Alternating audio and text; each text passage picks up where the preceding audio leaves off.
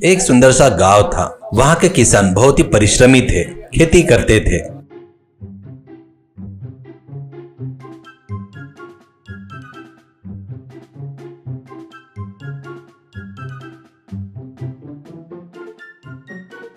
फसल उगाने के बाद उसे बाजार में बेचते थे।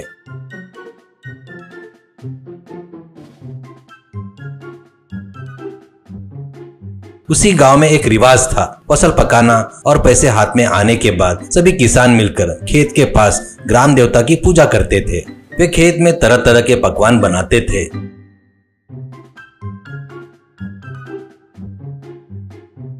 और सब लोग मिलकर भोजन करते थे। वे सब एक दूसरे से बहुत प्रेम से पेश आते थे। उन किसानों में रिंकू नाम का एक किसान था। वह और उसकी पत्नी कड़ी मेहनत से खेती करते थे। एक दिन रिंकू और उसकी पत्नी कुछ किसानों से मिलने आए। रिंकू ने बताया, मेरे मामा जी की तबीयत ठीक नहीं है, उन्हें अस्पताल में भर्ती कराया गया है। हम उन्हें देखने जा रहे हैं, हमें नहीं पता हम कब लौटेंगे। कहते ही तब एक किसान ने कहा, अरे भाई, इस साल की ग्राम देवता की पूजा तो 2 दिन में होने वाली है। इस दावत में सब आते हैं, तुम नहीं रहोगे तो कैसे होगा। कहते ही रिंकू ने उत्तर दिया, मुझे भी यही लग रहा है, लेकिन आप मेरी हालत देख रहे हो ना, जाना जरूरी है। अगर हम उनके पास रहेंगे तो उन्हें थोड़ा हौसला मिलेगा। यह कहकर वो वहाँ से चले गए। शहर में सिकंदर नाम का एक छोटा मोटा चोर था। वो छोटी मोटी चोरियां करता था।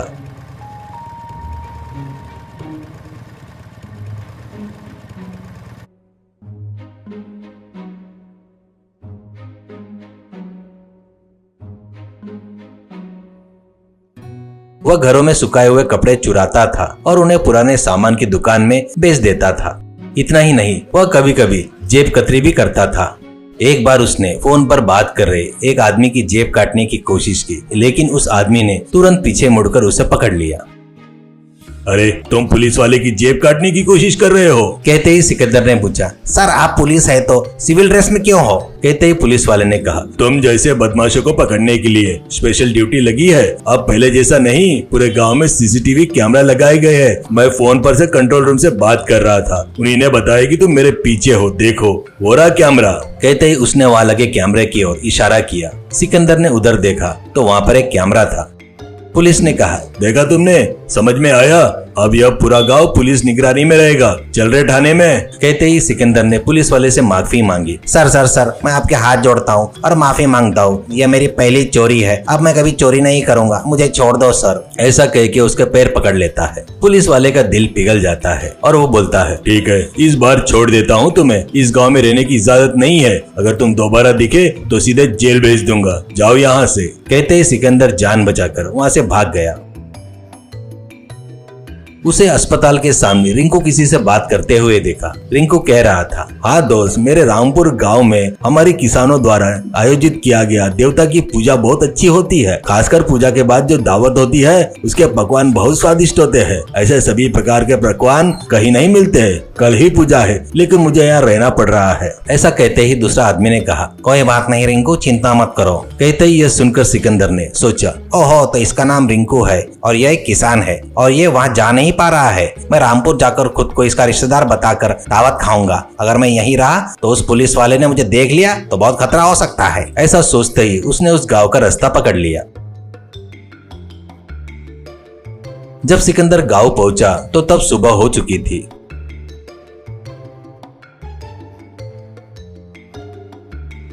किसान पूजा कर रहे थे और सिकंदर छिपकर देख रहा था।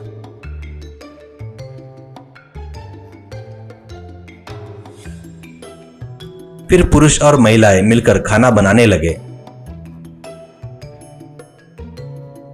तैयार हो रहे पकवानों को देखकर सिकंदर के मुंह में पानी आ गया था। उसने सोचा, अगर मैं इस ड्रेस में गया तो वो लोग पहचान लेंगे कि मैं किसान नहीं हूँ, इसलिए मुझे किसान बनकर जाना पड़ेगा। ऐसा कहकर उसने इधर उधर देखा और किसी के कपड़े सुखा रहे थे।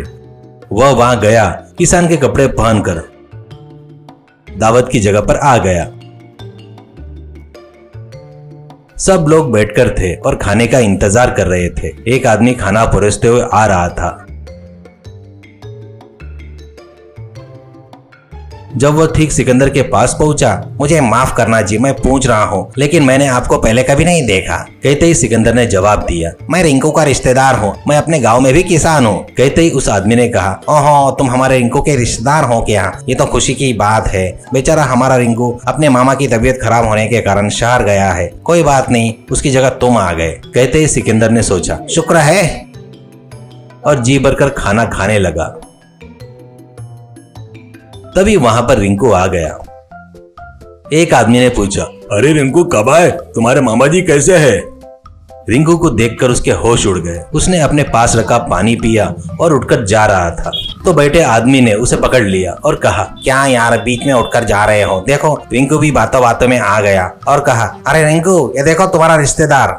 रिंकू ने सिकंदर को देखा और हैरान हो गया, लेकिन वह तुरंत संभल गया और बोला, हाँ यह मेरा रिश्तेदार है। और भाई तुम ठीक हो ना? कब आए? कहते ही सिकंदर हक्का बक्का होकर बोला, अरे हाँ हाँ ठीक हूँ, अभी आया हूँ। रिंकू ने कहा, हमारे गाँव का खाना बहुत स्वादिष्ट होता है, पेट भरकर खाए बिना उठना मत। कहते ही बाद में सिकंदर ने रिंकू से कहा, रिंकू जी मुझे माफ कर दो, मैं एक चोर हूँ, भूख लगी थी इसलिए मैंने तुम्हारा नाम बताकर खाने की कोशिश की। कहते ही रिंकू ने कहा, तुम्हें देखते ही मुझे ये बात समझ में आ गई, लेकिन जो खाने के लिए बैठ गए हो उसे उठाना धर्म नहीं है। मुझे नहीं पता कि तुम किन परिस्थितियों में चोर बन गए हो, लेकिन चोरी करना महापाप है। मेहनत किए बिना कमाए हुए एक अन्न के दाने को भी खाने का हमें कोई हक नहीं। अगर तुम बदलना चाहते हो तो मैं तुम्हें अपने गाँव में कहीं पर काम दिलवा सकता हूँ। तुम्हें रहने के लिए मेरे घर में एक कमरा भी दूंगा। कहते ही सिकंदर ने कहा, भैया मैं भगवान के बारे में सिर्फ सुना था, देखा नहीं था।